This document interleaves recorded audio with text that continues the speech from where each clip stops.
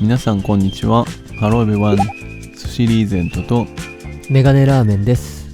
How do you say year, month, day, and time zone? Today we will explain Japanese words about time. Let's start. 2 years ago, the year before last. おととし、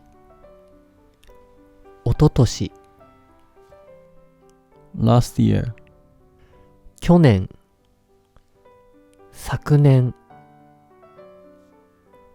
this year, 今年、今年、next year, 来年、来年、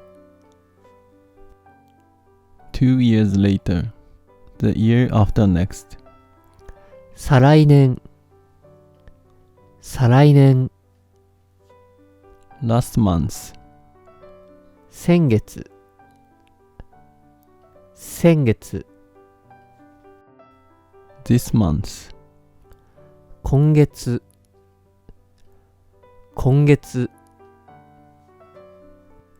next month, 来月、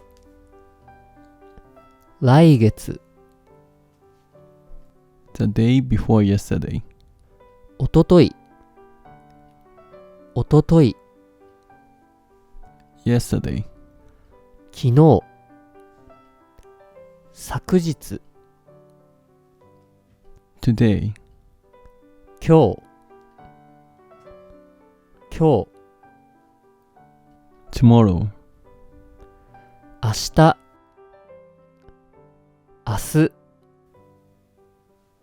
the day after tomorrow, あさって、あさって、 last night, 昨夜、昨晩、 this morning, 今朝、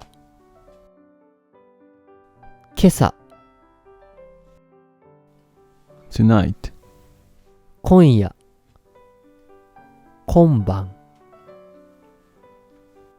just now, a minute ago, さっき、先ほど、 now, 今、今、 later, 後で、